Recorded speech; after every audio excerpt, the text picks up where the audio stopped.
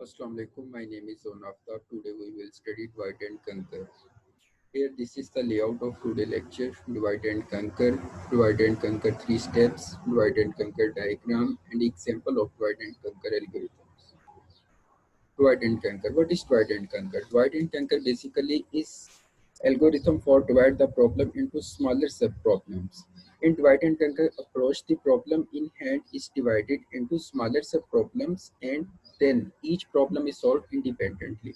इसमें हमने जो भी हमारे पास बेसिक प्रॉब्लम होगा उसके जितने भी आगे फर्दर हम स्टेप्स कर सकते हैं एक प्रॉब्लम को सब प्रॉब्लम में डिवाइड करने के लिए हम एक प्रॉब्लम को सब प्रॉब्लम में डिवाइड कर लेंगे देन सब प्रॉब्लम को हम सॉल्व करेंगे वन बाय वन जब उनके हमारे पास रिजल्ट्स आ जाएंगे तो उनको फाइनली हम कंबाइन कर देंगे जब हम रिजल्ट्स को कंबाइन कर देंगे तो हमारे पास एक्चुअल प्रॉब्लम का सोल्यूशन जो है वो आ जाएगा तो इस तरह हमने इसमें करना यही है कि स्टार्टिंग में हमारे पास एक प्रॉब्लम होगा उसको हम सब प्रॉब्लम्स में डिवाइड करते जाएंगे यहाँ तक कि हमारे पास सब प्रॉब्लम बहुत ही स्मॉल पार्टिकल्स में आ जाएगी और उन स्मॉल पार्टिकल सब प्रॉब्लम्स को फिर हम सॉल्व करेंगे तो उनके रिजल्ट्स बनेंगे उनको कंबाइन करते जाएंगे वन बाय वन कंबाइन होती जाएंगी प्रॉब्लम्स के सॉल्यूशंस तो फाइनली हमारे पास जो है वो रिजल्ट आ जाएगा when we keep on dividing the subproblem into even smaller subproblem, we may eventually reach a stage when no more division is possible.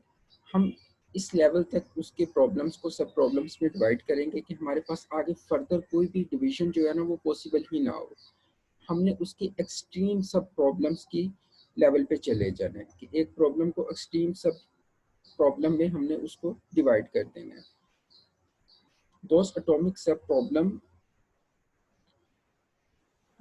those atomic smallest सब प्रॉब्लम्स आर सॉल्व हमने फिर उन स्मॉलेस्ट सब problems जो होंगी उनको solve करना start करना है तो वन बाय वन हम फिर उन स्मॉलेस्ट सब प्रॉब्लम्स को सॉल्व करते जाएंगे The solution of all sub problems is finally merged in order to obtain the solution of an original problem.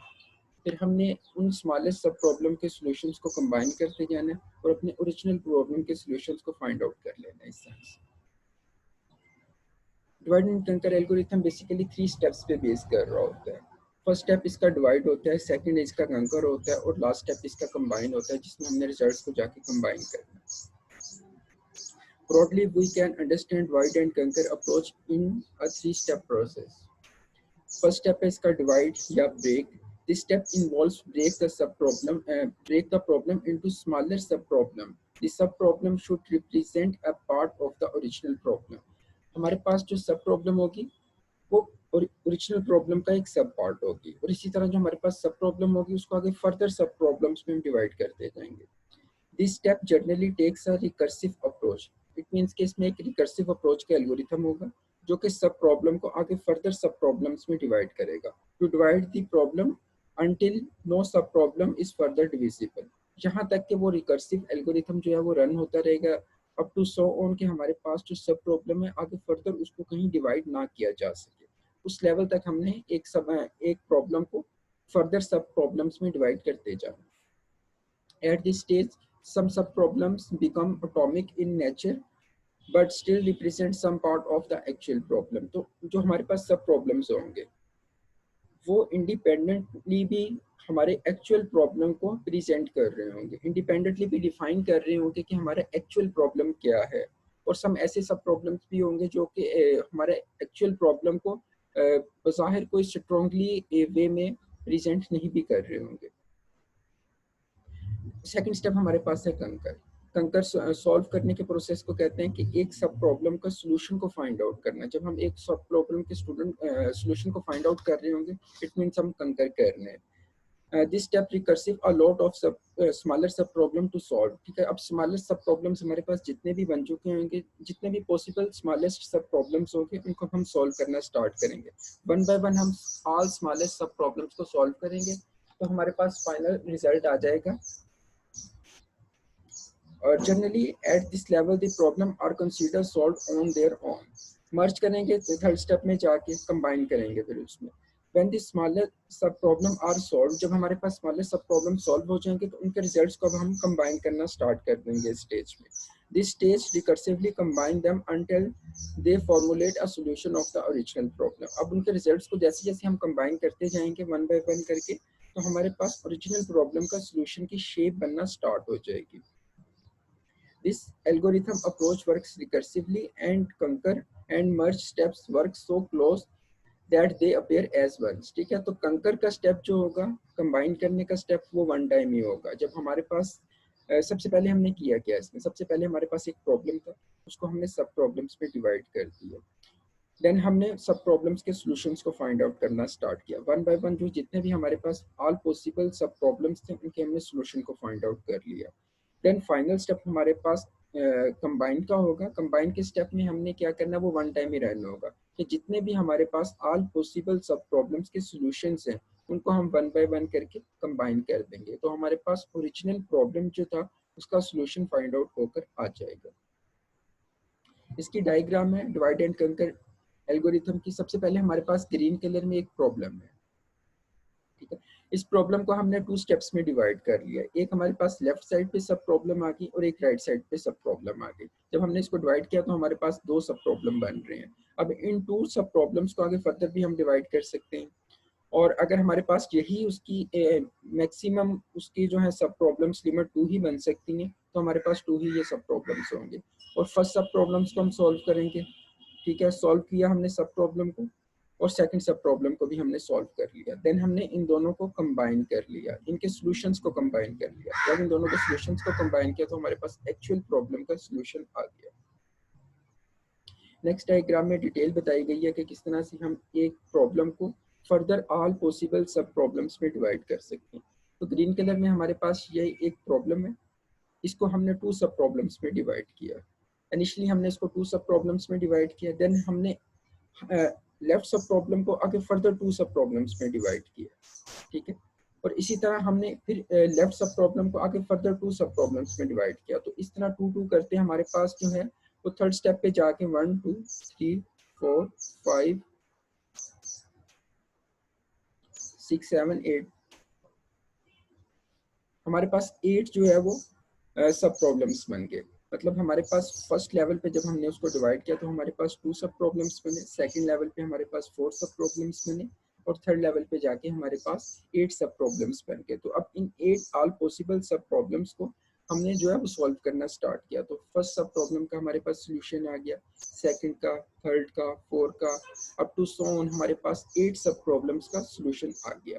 उसके बाद हमने फर्स्ट टू सब प्रॉब्लम के सोल्यूशन को कंबाइन किया। तो हमारे पास फर्स्ट टू 1 और 2 के सोल्यूशन को जब हमने कंबाइन किया तो सोल्यूशन आ गया सब प्रॉब्लम SB1 और SB2 का। इन दोनों के हमने सोल्यूशन को कंबाइन कर लिया।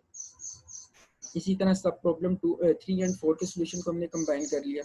तो SP3 और SP4 के सोल्यूशन हमारे पास एक जो है वो चंक में आ गया। और थर्ड स्टेप में हमारे पास जो है वो थर्ड चंक में हमारे पास सोल्यूशन 5 और 6 का आ गया। और इसी तरह हमारे पास लास्ट स्टेप में सोल्यूशन 7 और 8 का आ गया। तो इस तरह हमारे पास 4 जो है वो सोल्यूशंस बन के कंबाइन होकर आ रहे हैं। Solution 1 and 2, solution 3 and 4, solution 5 and 6 and solution 7 and 8। तो हमारे पास 4 सोल्यूशन कंबाइन होकर आ गए। अब हमने सोल्यूशन 1 एंड 2 और सोल्यूशन 3 एंड 4 को फर्दर आगे कंबाइन कर दिया। तो अब हमारे पास सोल्यूशन आ गया सोल्यूशन 1 से 4 तक। सोल्यूशन 1 से 4 तक कंबाइन होकर आ गया हमारे पास। सेकंड एंड पे हमारे पास सोल्यूशन 5 से 8 तक कंबाइन होकर आ गया। तो अब हमारे पास 2 सॉल्यूशंस बन गए। फाइनली लास्ट में हमने जो है वो इन दोनों के सॉल्यूशंस को भी कंबाइन कर दिया। तो हमारे पास सॉल्यूशन बन गए सोल्यूशन 1 से 8 तक के। तो सॉल्यूशन 1 से 8 तक हमने कंबाइन कर लिया। तो फाइनल हमारे पास सॉल्यूशन 1 से 8 जो था वो डिवाइड हुई हुई प्रॉब्लम 1 से 8 तक के सॉल्यूशंस हमारे पास कंबाइन होकर आ गए। इट मींस हमारे पास एक्चुअल प्रॉब्लम का सॉल्यूशन आ गया। इसकी कुछ एग्जांपल है डिवाइड एंड कंकर को हम कहाँ यूज कर सकते हैं।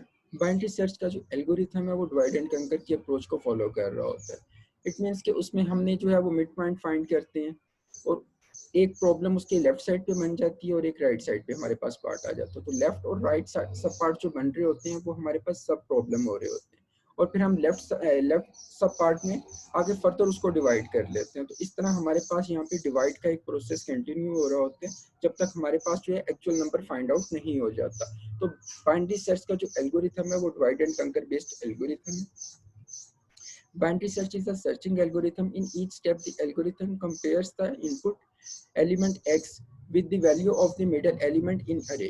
If the value match return the index of the middle, ठीक है, हमारे पास हमेशा इसमें कोई भी वैल्यू जो मैच होती है वो मिडल में जाके होती है, वो लेफ्ट सब प्रॉब्लम या राइट सब प्रॉब्लम या इनिशियली जो हमारे पास मिडल आ रहा होता है उसमें भी मैच फाइंड आउट हो सकता है। Otherwise if X is less than the middle element then the algorithm recurs for the left side, अगर हमारे पास वैल्यू जो है वो लेस है मिडिल एलिमेंट से तो हम लेफ्ट साइड पे मूव कर जाते हैं, अगर हमारे पास वैल्यू ग्रेटर होती है तो हम राइट साइड पर मूव कर जाते हैं और उसके मिडिल में जाके फर्दर चेक करते हैं कि हमारे पास मैच फाइंड आउट हो रहा है या नहीं हो रहा। अगर मैच फाइंड आउट हो जाता है तो ठीक, वेल एंड गुड है, और अगर मैच फाइंड आउट नहीं होता तो हम फर्दर आगे उस सब प्रॉब्लम को डिवाइड करते जाते हैं आगे फर्दर सब प्रॉब्लम्स में।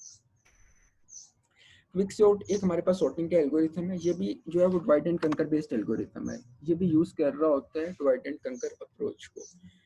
The algorithm picks a pivot element, इसमें हमारे पास एक pivot select किया जाता है, pivot element हम उसमें select कर लेते हैं और pivot से जितनी भी वैल्यू हमारे पास लेस देन होती हैं वो हम pivot के लेफ्ट साइड पे मूव करवा देते हैं, और जितनी भी वैल्यूज हमारे पास इसमें all possible values greater than pivot जो होती हैं वो हम उन pivot के राइट साइड पे मूव करवा देते हैं।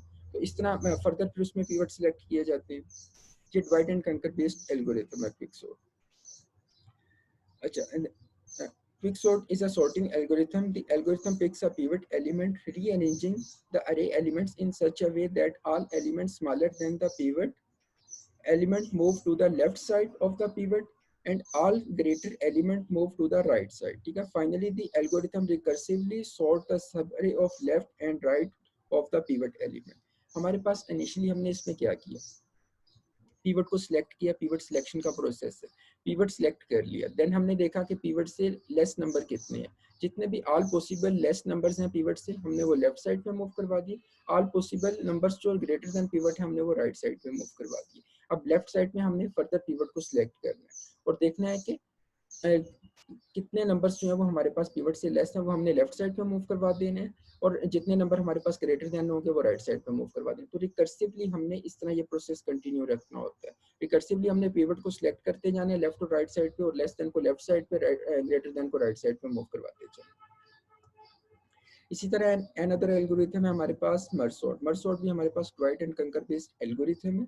द एल्गोरिथम डिवाइड द अरे इनटू हाफ्स। हमारे पास जो है एक अरे होगी उसको हमने दो हाफ में डिवाइड कर लेना, देन हमने रिकर्सिवली इस प्रोसेस को कंटिन्यू करते जाना, डिवाइड करते जाना, two halves two halves two halves up to soon हमारे पास प्रॉब्लम जो है वो सिंगल यूनिट में आ जाएगी। जब सिंगल यूनिट में आ जाएगी तो अब हम उसको उसके प्रॉब्लम को फाइंड आउट सोल्यूशन को फाइंड आउट करना स्टार्ट करेंगे। जब हम उसके सोल्यूशन को फाइंड आउट करना स्टार्ट करेंगे तो अब हमारे पास प्रॉब्लम जो है वो कंबाइन होना स्टार्ट हो जाएगी।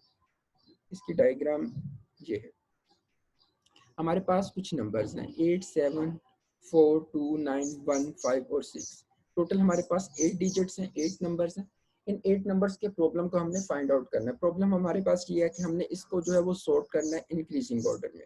अगर ये हमारे पास रैंडम वैल्यूज हैं 8, इनको हमने इंक्रीजिंग ऑर्डर में सॉर्ट करना है तो हमारे पास डिफरेंट एल्गोरिथम्स होते हैं, बबल सॉर्ट है, इंसर्शन सॉर्ट है, सिलेक्शन सॉर्ट है, और इसी तरह मर्ज और क्विक सॉर्ट भी। अगर हम मर्ज सॉर्ट को यूज कर रहे हैं तो हम इस प्रॉब्लम को हमारे पास इनिशियली जो अरे है, अरे में जितनी भी वैल्यूज हैं उनको 2 हाफ में डिवाइड कर लेंगे।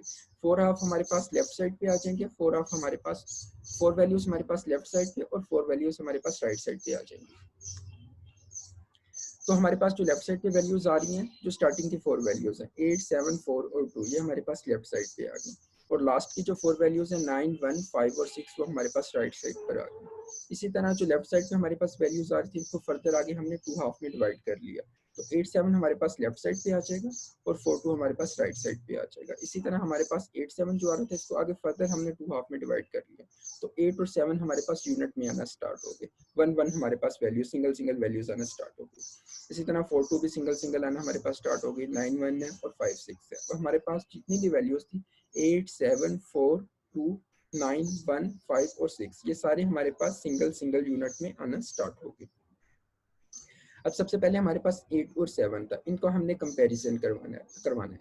जब हमने इन दोनों का कंपैरिजन करवाया, 7 हमारे पास लेस देन 8 था, 7 हमारे पास पहले आ गया और राइट साइड पे हमारे पास 8 आ गया। ये दोनों सॉर्ट होकर हमारे पास आ गए हैं 7 और 8।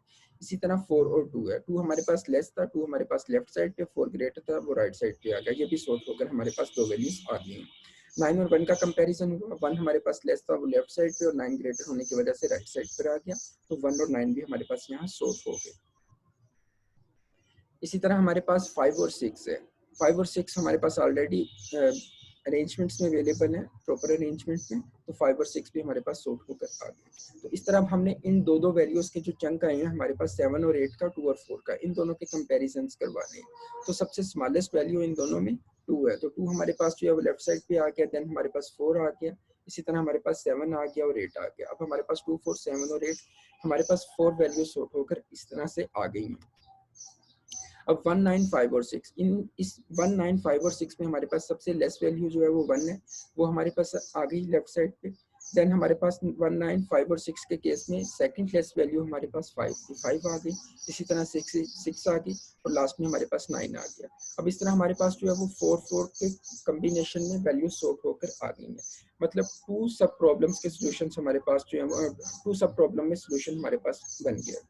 अब इन 4, 4 का जो हमारे पास 2 हाफ्स है, इनके कंपैरिजन करवाए जाएंगे। तो सबसे लेस वैल्यू इसमें हमारे पास 1 थी, 1 आ गया, 2, 4, 5, 6, 7, 8 और 9। इस तरह हमारे पास फाइनली जो हमारे पास प्रॉब्लम था 8, 7, 4, 2, 9, 1, 5 और 6, इसका सोल्यूशन आ गया। इंक्रीजिंग ऑर्डर में हमने मर्ज सॉर्ट को यूज करते हुए वैल्यूज को सॉर्ट करवा लिया। तो 1, 2, 4, 5, 6, 7, 8 और 9 हमारे पास इसका सोल्यूशन बन गया। इस अप्रोच में हमने डिवाइड एंड कंकर को अप्रोच को यूज किया। डिवाइड हमारे पास ये रेड कलर में शो हो रहा है कि फर्स्ट, सेकंड, थर्ड स्टेप तक हमने डिवाइड किया है, उसके बाद हमने कंकर किया है, इनको कंबाइन किया है और हमारे पास सोल्यूशन बन गया। कुछ एल्गोरिथम है सिलेक्शन, सॉर्ट, इंसर्शन, मर्ज और क्विक। सिलेक्शन सॉर्ट के टाइम कॉम्प्लेक्सिटी वर्स्ट, बेस्ट और एवरेज केस में बिग ऑफ एन स्क्वायर होती है। इसी तरह इंसर्शन की जो होती है वो एन स्क्वायर होती है वर्स्ट केस में और एवरेज केस में, लेकिन बेस्ट केस में हमारे पास एन होती है। और मर्ज सॉर्ट की टाइम कॉम्प्लेक्सिटी जो है ये डिवाइड एंड कंकर को यूज कर रहा होता है और क्विक सॉर्ट भी हमारे पास डिवाइड एंड कंकर को यूज कर रहा होता है। इनकी time complexity as compare to selection और इंसर्शन लेस होती है। वर्स्ट केस में मर्ज सॉर्ट की एन लॉग एन है और हमारे पास क्विक सॉर्ट की एन स्क्वायर है। एन स्क्वायर हमारे पास जो है वो सिलेक्शन और इंसर्शन में तो इक्वल है, लेकिन मर्ज सॉर्ट में एन लॉग एन है जो कि लेस देन है एन स्क्वायर से। तो मर्ज सॉर्ट की टाइम कॉम्प्लेक्सिटी वर्स्ट केस में लेस होती है इंसर्शन से, सिलेक्शन से और क्विक से, और ये जो है डिवाइड एंड कंकर को यूज कर रहे होते हैं। इसकी बेस्ट केस में और एवरेज केस में भी एन लॉग एन इसकी टाइम कॉम्प्लेक्सिटी होती है जो कि लेस देन है as compare to selection sort और इंसर्शन सॉर्ट। तो मर्ज सॉर्ट हमारे पास जो है वो डिवाइड एंड कंकर की एक अप्रोच है जिसकी वजह से इसकी टाइम कॉम्प्लेक्सिटी लेस देन है सिलेक्शन और इंसर्शन सॉर्ट से, मीन्स ये हमारे पास फास्टर एल्गोरिथम है। और इसी तरह से क्विक सॉर्ट है, इसकी जो बेस्ट केस में वो एन लॉग एन है और हमारे पास एवरेज केस में भी एन लॉग एन है। तो मोस्टली हमारे पास जो है वो एवरेज केस ही रन हो रहा होता है।